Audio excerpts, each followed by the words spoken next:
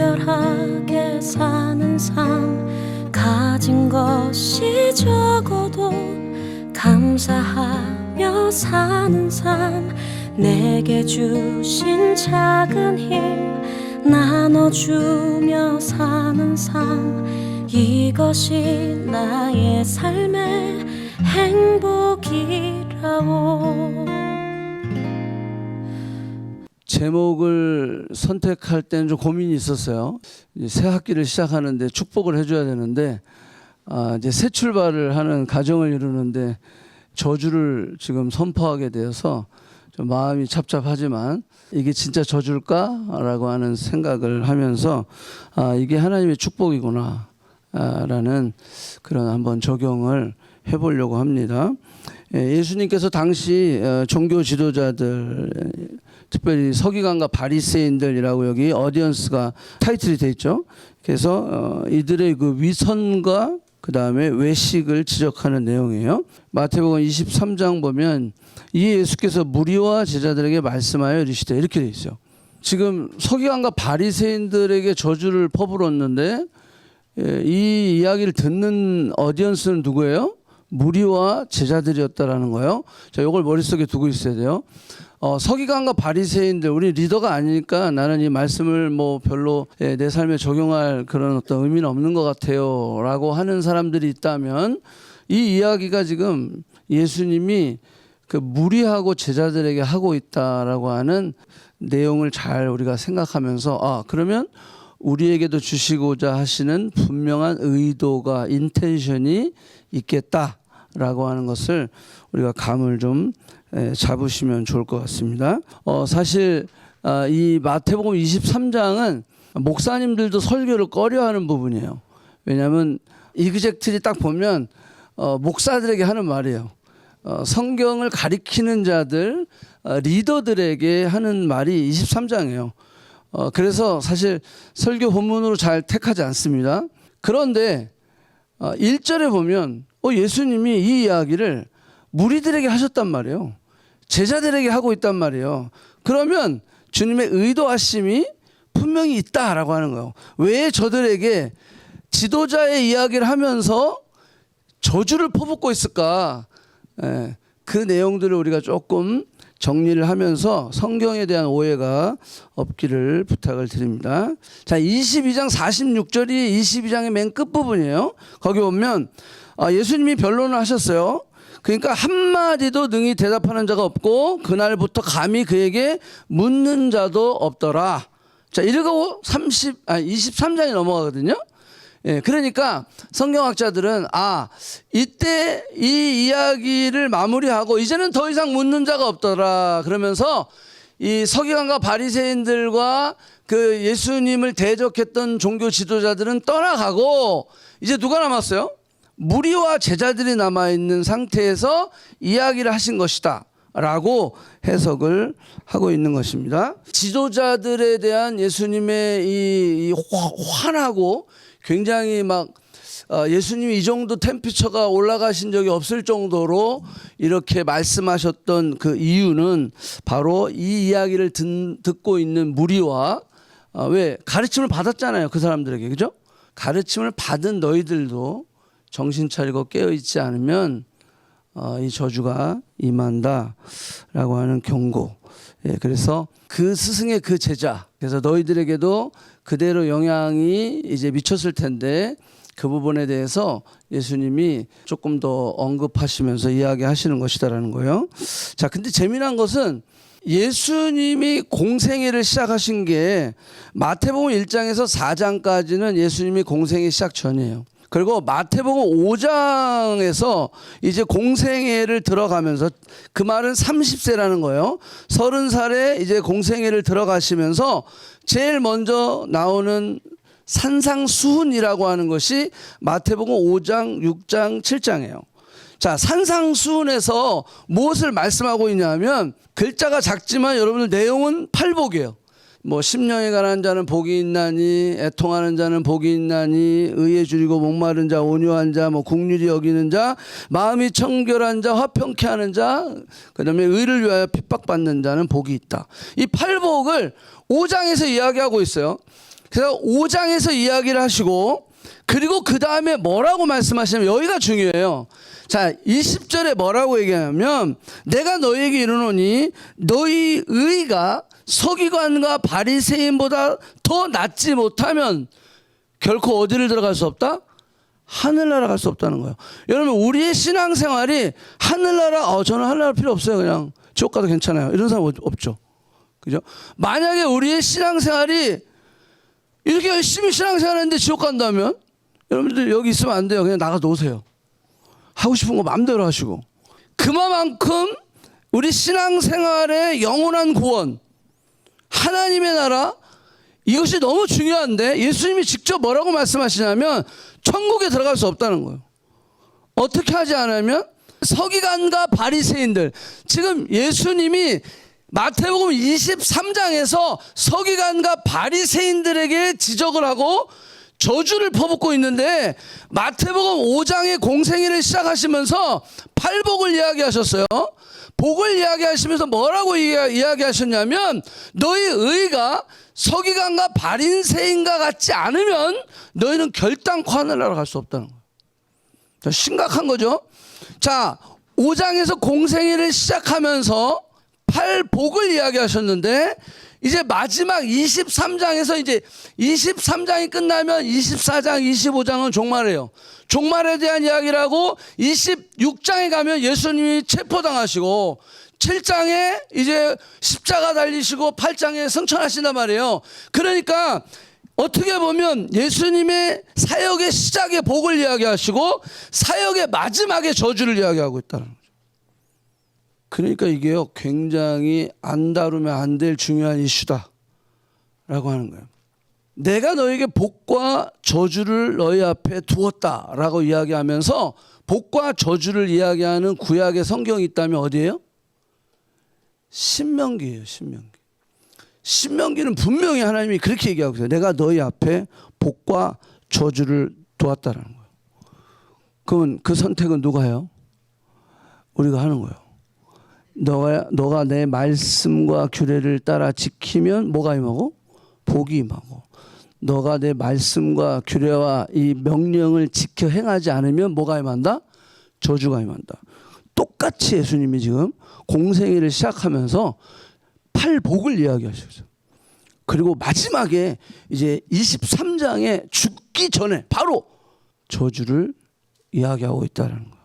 자, 그럼 이 저주의 내용을 우리가 보면서 예수님의 의도가 뭐겠어요? 저주받아라 이놈아, 이게 아니라 이 저주를 뭐 하라는 거예요?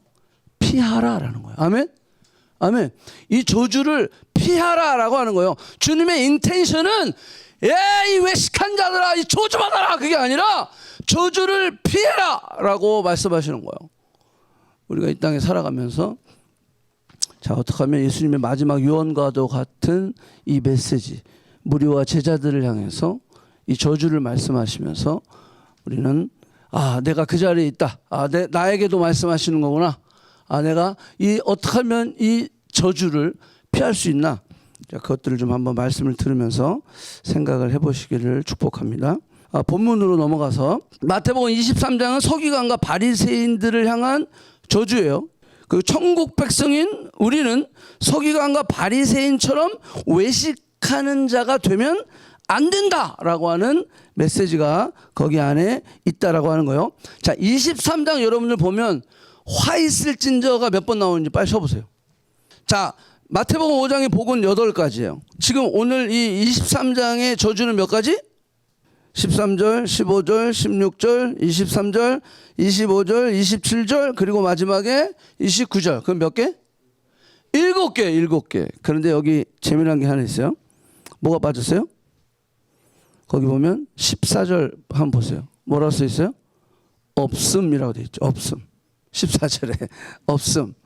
자, 근데 그 없음이라고 써 있는 거기에 1이라고 써 있는데 그 1이라고 써 있는 밑을 내려가 보세요. 어떤 사본에는 14절이 마가복음 12장 40절과 누가복음 20장 47절과 유사한 구절이 있다. 이렇게 되어 있어요. 자, 그래서 제가 갖고 왔어요. 이런 말이 써 있어요. 마가복음 12장과 누가복음 20장에 이 말이 있는데 마태는 14절을 스킵해 버렸어요.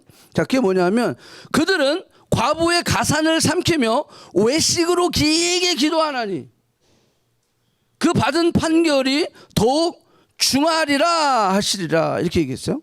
그 밑에도 더 엄중한 심판을 받으리라 이렇게 돼 있어. 자, 요게 빠졌어요.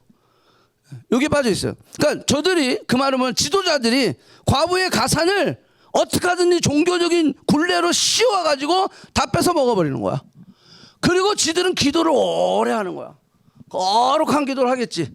자, 이렇게 외식했다라고 하는 거예요. 자, 요거까지 들어가면 저주가 몇 개? 8개가 되는 거예요.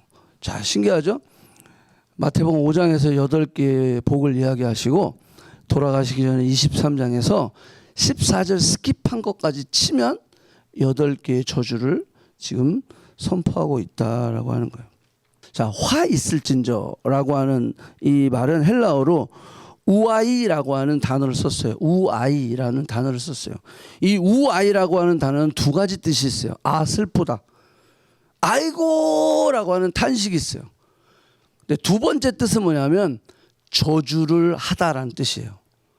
자, 그럼 오늘 이 마태복음 23장에 화 있을진저라고 하는 것은 탄식일까요? 저주일까요? 저주다라고 하는 거예요. 저주다라는 거예요. 아이고 이게 아니라 저주를 지금 하고 있는 거예요. 그래서 저주가 있을지어다라고 해석을 해도 무리가 없다라고 하는 거예요. 자, 근데 이 저주는 두 가지 적용이 할 수 있는데 하나는 뭐냐면 프레젠트 현재의 저주를 이야기하고 있는 거야. 너 지금 그렇게 살고 있지. 이런 저주가 임할 거야. 라고 하는 현재적인 적용이 있고 또 하나는 미래적인 적용이 있다라고 하는 거야. 종말적인 마지막 때에 하나님의 나라 지옥으로 나누어질 때 그때 계산을 할 수 있는. 그러니까 이 오늘 메시지는 현재적인 적용과 미래적 적용을 다 같이 가지고 있다라고 하는 것을 여러분들 생각을 하고 들으시기 바랍니다. 자, 두 번째 또 외식하는 자라고 하는 뜻은 헬라어로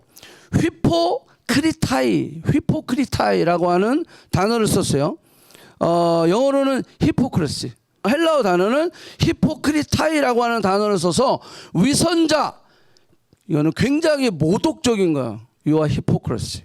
딱 그러면 굉장히 모독적인 표현을 하고 있는 거다라는 거야. 근데 원래 이 히포크리시라고 하는 이 단어는 어떤 뜻이냐면 배우, 무대에서 연기를 하는 연기자라고 하는 뜻이에요.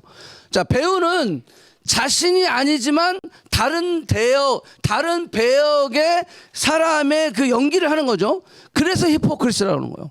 너 아닌 다른 사람의 그 성품이나 그런 것들을 그대로 표현을 한다 그래서 다른 인물을 연기하는 자라고 해서 히포크리시.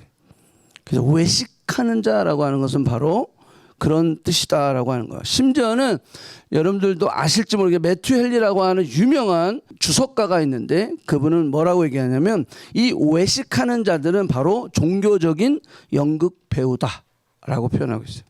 종교적 연극 배우. 교회 안에도 뭐 여기도 마찬가지잖아요. 지도자들이 히포크리시, 외식하는 자들이 있는 것처럼 오늘날 교회 안에도 외식하는 자들 히포크리시 이런 사람들이 있다라고 하는 거예요. 자, 위선이라고 하는 단어는 뭐냐면 거짓된 선인데 거짓된 거예요.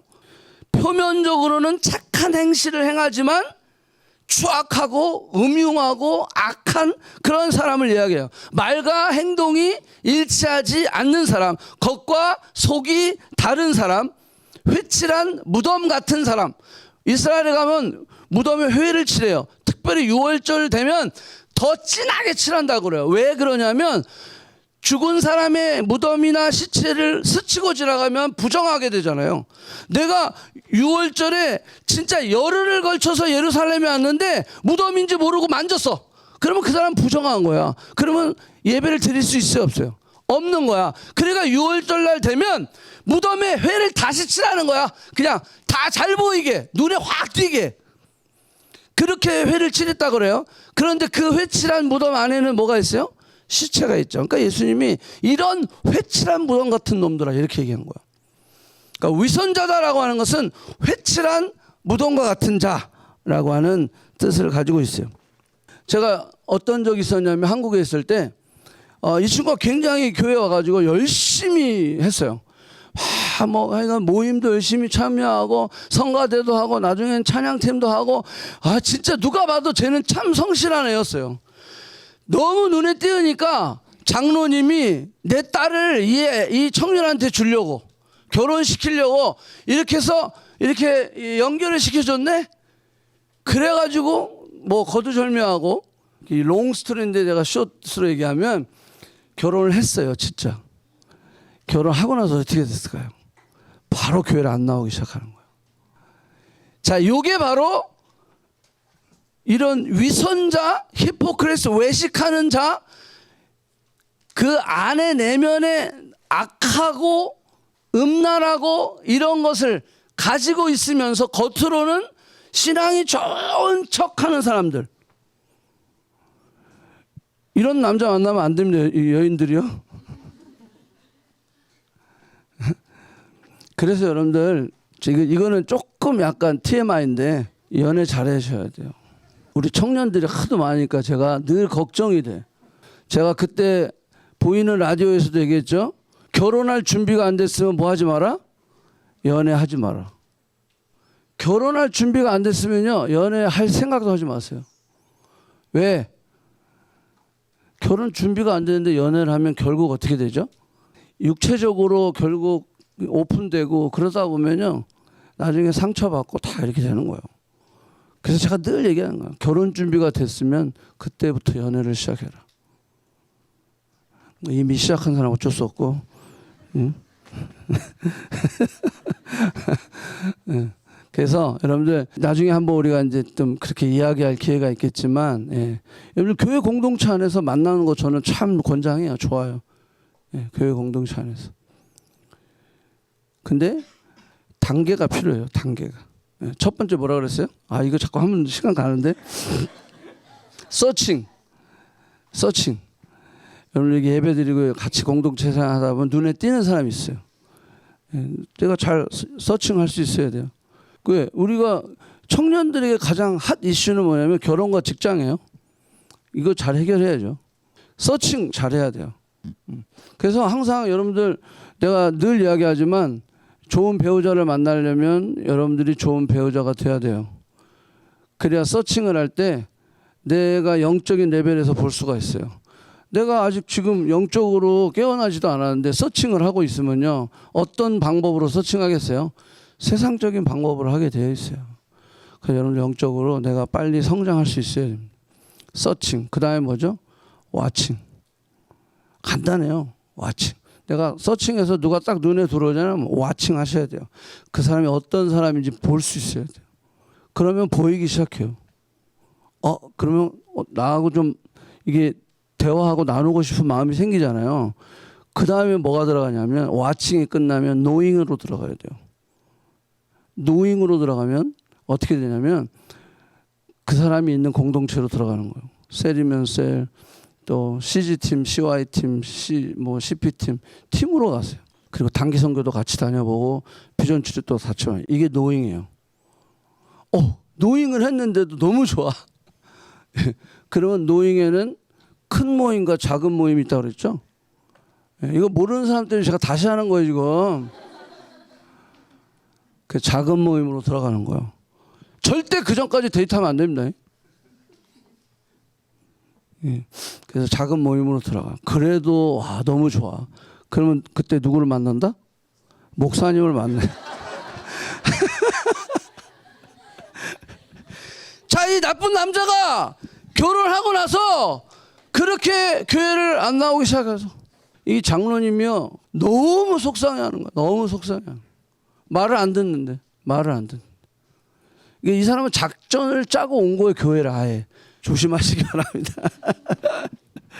자, 오케이. 자, 저들이 위선자가 됐던 원인이 뭘까요? 자, 그걸 한번 좀 생각을 해볼게요. 당시 지도자들이 가지고 있었던 세 가지 그 원인이 있었어요. 그러니까 내가 잘 믿는다고 생각했어요. 내가 하나님 말씀을 잘 안다고 생각했어요. 그리고 내가 하나님 말씀을 잘 실천하고 지킨다라고 착각을 하고 있었다라고 하는 거예요. 엉터리였죠. 예수님이 오실 때는 저들은 말씀도 모르고 믿음도 없고 말씀을 순종하지도 않는 자들이었어요. 자, 그래서 저들의 모습이 첫 번째는 뭐냐면요, 모세의 자리를 탐냈어요.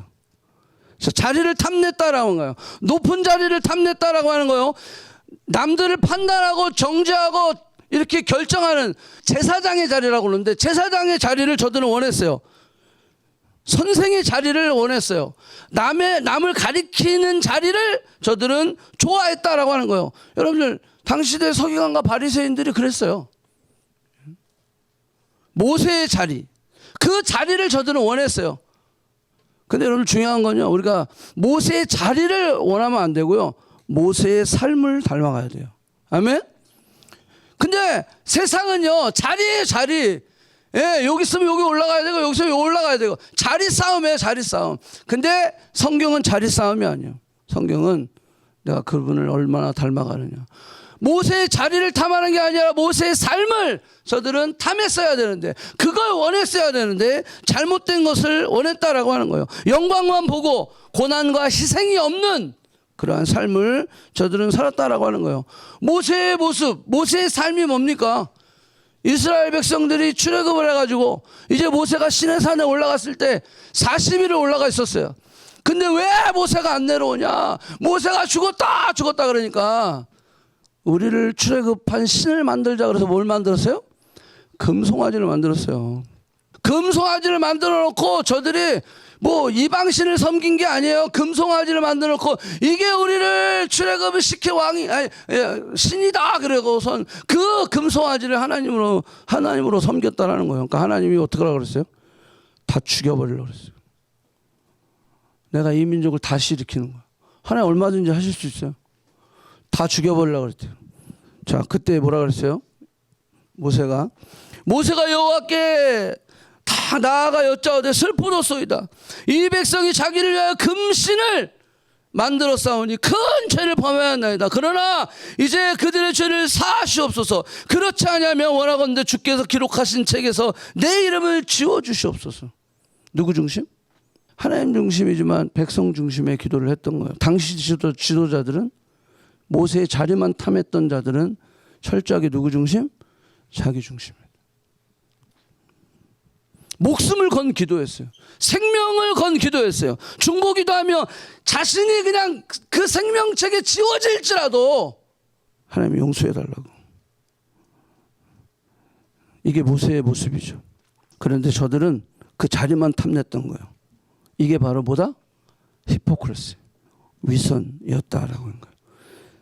더 중요한 것은 당시 종교 지도자들은 모세의 자리뿐만이 아니라 그 타이틀을 그들은 원했다라고 하는 거예요. 선생님이요! 라는 걸 원했어요. 그렇게 불러주기를 원했어요. 라삐요! 그렇게 불림을 받는 거 원했어요. 아버지라고 불림을 받는 것을 그들이 원했다라는 거예요. 그 타이틀을 원했다라고 하는 거예요. 자, 오늘 본문 볼게요. 8절. 그러나 너희는 랍비라 칭함을 받지 말라. 너희 선생은 하나요. 너희 다 형제다. 땅에 있는 자를 아버지라 하지 말라. 너희 아버지는 한 분이시니 곧 하늘에 계신 이시니라. 또한 지도자라 칭함을 받지 말라. 너희의 지도자는 누구다? 한 분이시니 곧 그리스도다. 여러분, 여기 오해하지 말기를 바랍니다. 우리 육신의 아버지 당연히 아버지라 하죠. 근데 여기는 그 명예에 대한 이야기예요. 우리가 그런 말이죠. 저분은 고아의 아버지야. 야, 저분은 진짜 선교의 아버지야. 야, 저분은 진짜 청년들의 아버지야. 그거 들을 생각하지 말라는 거예요. 그거 받으려고 자꾸 애쓰지 말라는 거예요. 그런 거 자리 틈하지 마. 그런 호칭, 그런 거를, 그 타이틀, 그것들 원하지 말라는 거예요. 그거 원하면 외식하는 자의 자리에 빠지게 된다는 거예요. 내 중심으로 돼버리는 거예요. 어머니도 마찬가지예요. 뭐 고아의 어머니 막 그런 말 있죠. 쇼핑의 어머니. 자, 오케이, 맞아요. 모든 그 위대하신 어머니, 이런 거 자꾸 추구하지 말라는 거예요. 예. 자, 심지어는 어떤 목사님이 이런 그 위선이나 이런 걸 빠지지 않게 하기 위해서 차라리 그냥 우리는 개입니다, 이렇게 생각하라는 거예요. 저 그 얘기 듣고 되게 충격받았거든요. 그래서 우리는 성기미들을 개라고 할 수는 없잖아요. 그래서 우리 교회는요, 사실 타이틀이 팀 리더, 뭐 팀장 이런 말이 없어요. 공식적으로는. 우리가 습관이 있어서 항상 누가 팀리더야, 누가 셀리더야 이렇게 얘기하는데 우리는 리더라는 말을 아예 공식적으로 안 써요. 그냥 성김이라고. 아까 재석이도 여기 나와서 성김이라고 하잖아요. 공식적으로는 아예 안 써. 왜? 만에 하나 자꾸 그 타이틀 그것 때문에 시험 들고 그것 때문에 넘어질까 봐 그걸 방지하는 거예요. 여러분들 이 개가 이름이 뭔지 아세요? 저도 잘 몰랐는데 이 보더 콜리라고. 이 보더 콜리가 이게 어떤 개냐 하면 잉글랜드와 스코틀랜드 국경 지방에 양을 치는 개로 사용됐대요. 그래가지고 이게 양을 몰아주는 개예요. 여기 보면. 그래서 이게 지금 여기 보면 그 개는 훌륭하다에 나왔어요. 예.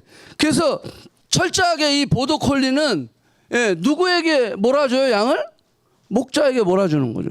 그죠? 이 보더 콜리는 절대 양을 자기에게로 몰아오게 하지 않습니다. 그러니까 철저하게 우리가 섬기는 자리, 그 자리를 잊지 말아야 된다. 근데 당시 이 종교 지도자들은 뭐 했어요? 자기한테 모으게 했어요. 그래서 랍비요, 선생님이요, 아버지요 이런 칭함을 받기를 원했다라고 하는 거예요. 그래서 저들은 위선자가 되었다라고 하는 거예요. 호칭, 자리 여기에 집착하면 거기에 욕심을 내면 순간 우리는 위선에 빠지게 된다라고 하는 거예요. 자, 또 한 가지 중요한 것은 교회 다니다가 실족하는 경우가 있잖아요. 그죠? 지도자를 이렇게 하나님께서 이렇게 세워놓으셨어요. 우리는 보더콜리인데 세워주셨는데 우리가 실족하는 이유가 뭐죠? 그 사람에 대한 기대 때문에 그러는 거예요. 여러분들 목사한테 기대하지 마세요. 여러분들의 성기미들에게 기대하지 마세요. 우리는 누구에게 기대해야 돼요? 예, 하나님께 기대하는 거예요. 주님께 기대해야 돼요. 내가 자꾸 목사에게 성김에게 기대하니까 뭐 상처받았네, 뭐가 뭐 몰라주네, 뭐 누구는 이렇게 했는데 나는 이렇게 해주네, 막 이러면서 그 상처. 여러분 인간은요 완벽하지 않아요. 똑같이 해줄 수가 없어요. 아이 4명이 있는데요. 제가 나름대로 똑같이 사랑한다고 하지만 애들 안에는 그래 아빠는 누구만 좋아하는 것 같아 이렇게 얘기해요. 그러니까 어쩔 수 없어요. 인간은 그럴 수밖에 없는 연약함이 있어요. 제가 목요일 날도 얘기했죠. 우리 지체의 가장 연약한 부분을 더 귀하게 여기시고 그렇죠? 예, 하나님도 그렇게 우리 몸의 연약한 부분을 더 귀하게 여기셔서 그렇게 막 감싸주시고 막 이렇게 갈비를 막 싸주셔서 막 이렇게 했다는 거예요. 그러니까 우리의 몸의 지체도 마찬가지죠. 어떤 부분은 좀 더 귀 쓰는 그릇이 되고 어떤 그릇은 또 더 덜 귀 쓰는 그릇이 되고 그렇지만 중요한 건 뭐다? 우리가 쓰임 받는 것이다라는 거예요. 아멘? 아멘. 1년에 한 번 나오는 접시들 있죠? 1년에 한 몇 번 나오는 접시들이 있어요. 매일 나오는 접시가 있어요. 그럼 어떤 게 귀하고 어떤 게 천한 겁니까? It's okay. 어머 난 1년에 한 번 나와. 뭐 나오라 그래. 그거 부러워할 거 없어요. 나는 왜 매일 이렇게 쓰임 받지? 자, 우리는 주인에 대한 그런 감사한 마음, 그죠?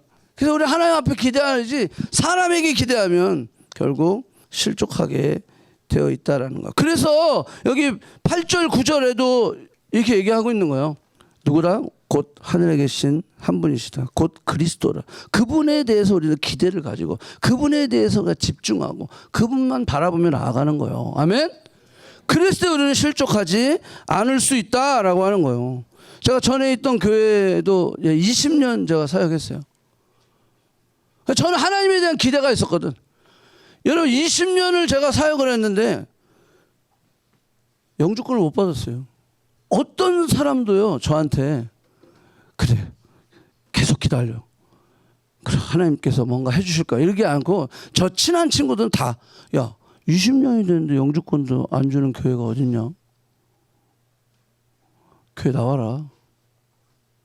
20년이 됐는데 저기까지 우리 6식구인데 6식구인데 그럼에도 불구하고요 제 사례금이 싱글 때보다 더 조금 받았어요. 그래서 저 20년을 끝까지 기다리는. 왜? 난 누구한테 기대?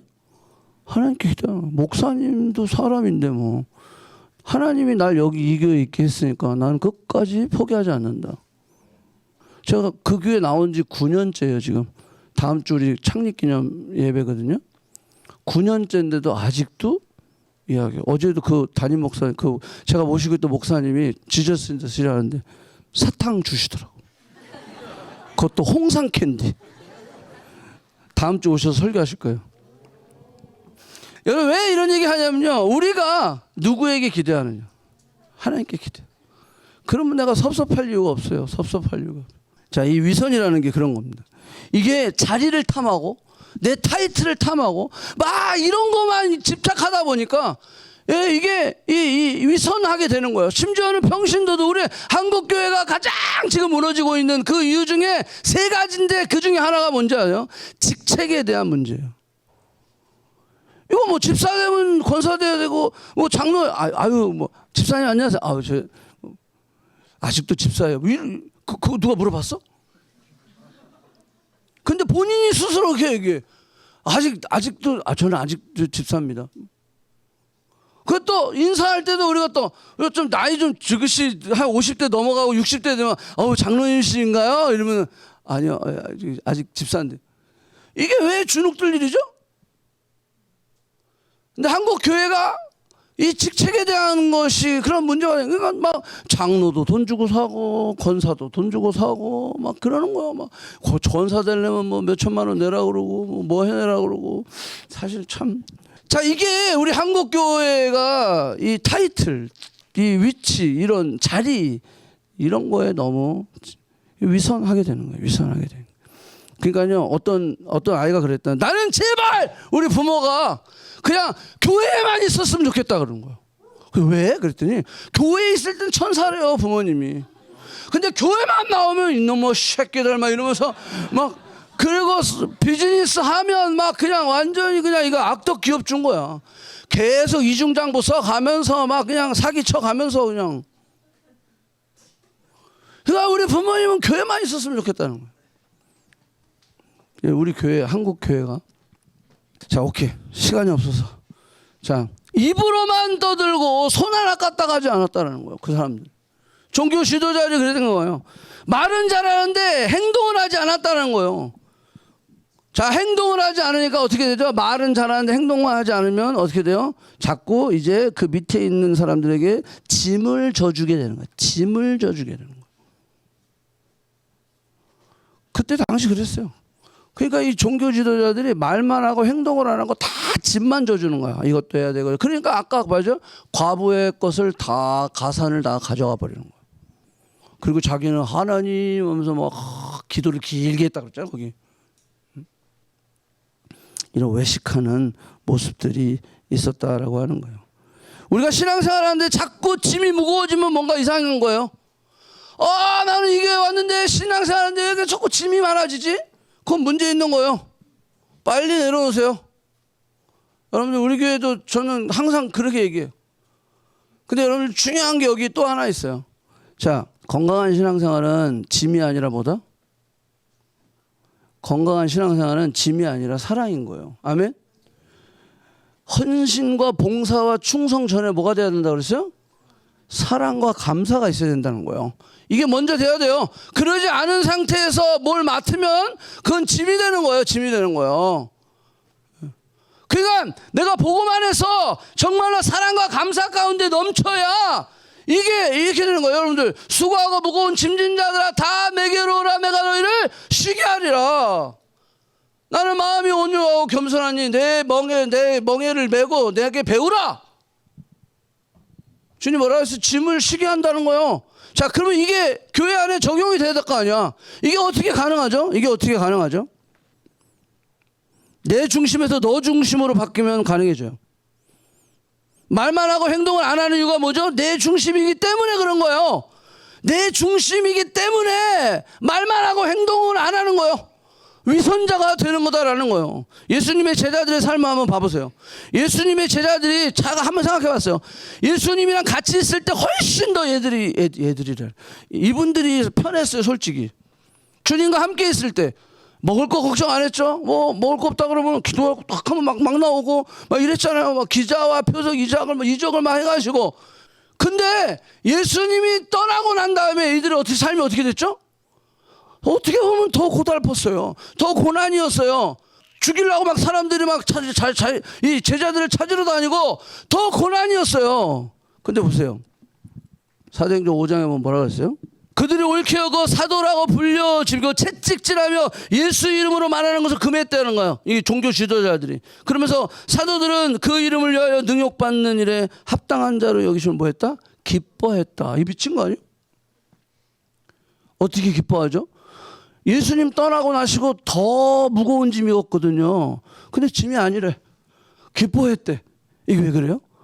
내 중심에서 너 중심으로 바뀌어버리니까 짐이 더 이상 보다 짐이 아니다라는 거예요. 우리 첫째 낳고 둘째 낳았어. 어머, 또 짐이 생겼네? 셋째 낳았어. 어머, 이게 더 큰 짐이네? 넷째 낳았어. 이거 뭐지? 왜 이렇게 짐을 주시지? 우리가 이랬을까요? 제 아내가 지금도 하는 얘기가 있어요. 넷째 안 낳았으면 큰일 날 뻔했다고. 세영아 알았어? 넷째 안 낳았으면 큰일 날 뻔했다고. 여러분 이게 짐입니까? 짐이라고 느껴지면요 내 새끼가 짐인 거야. 그러니까 요즘 젊은이들이 애 안 낳아. 결혼도 안 해 그냥. 그러니까 우리나라 저출산이야. 망할 징조야 망할 징조.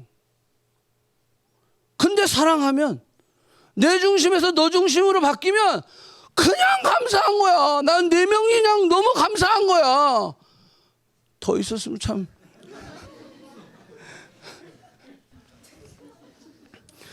너무 사랑스럽고 너무 감사한 거지.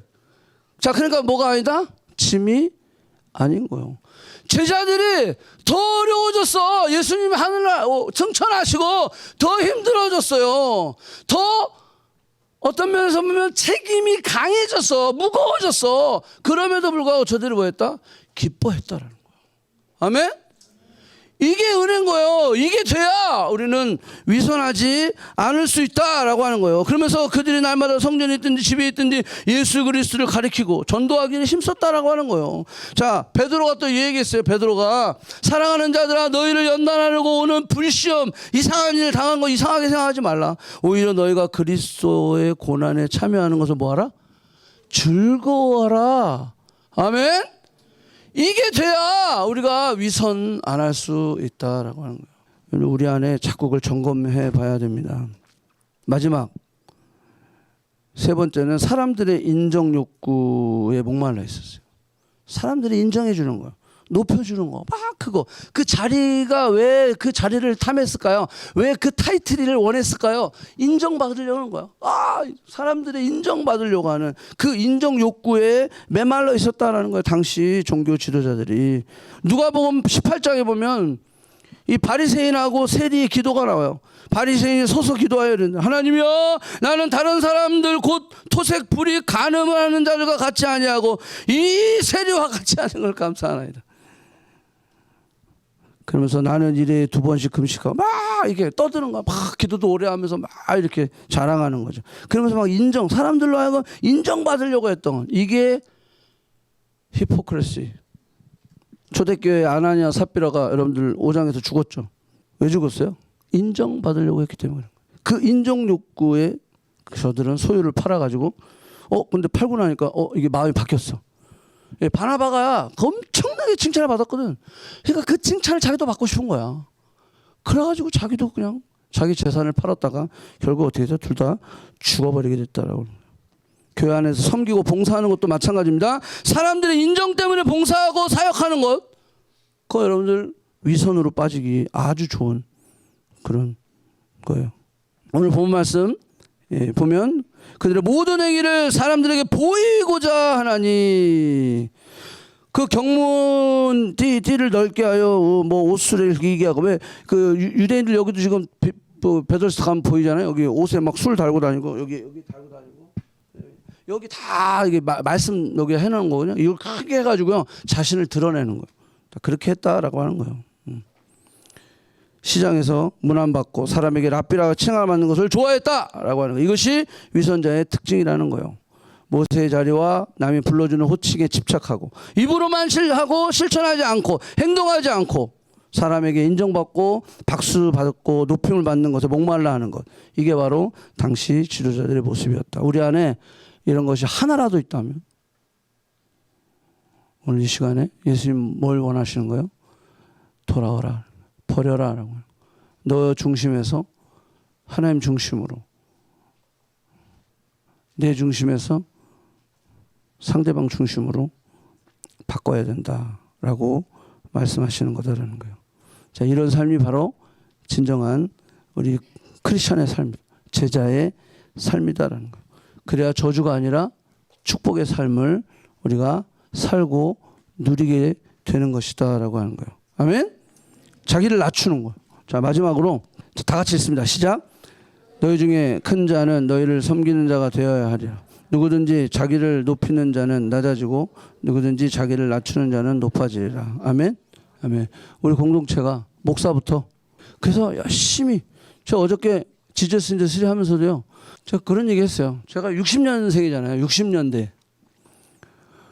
아, 이제 이 일은 이게 70년대생이 해야 되는 거 아니야? 그래서 어저께 밥 먹으면서 그런 얘기 했더라고요.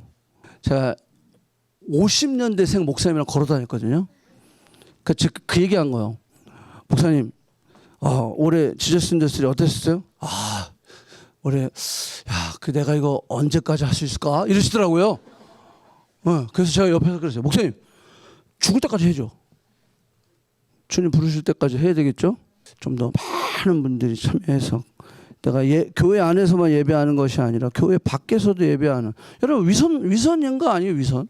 전 그렇게 생각해요. 교회 안에서만 막 예배드리고 교회 밖에서 예배하자는데 바빠요, 뭐예요, 아마요, 못 오고.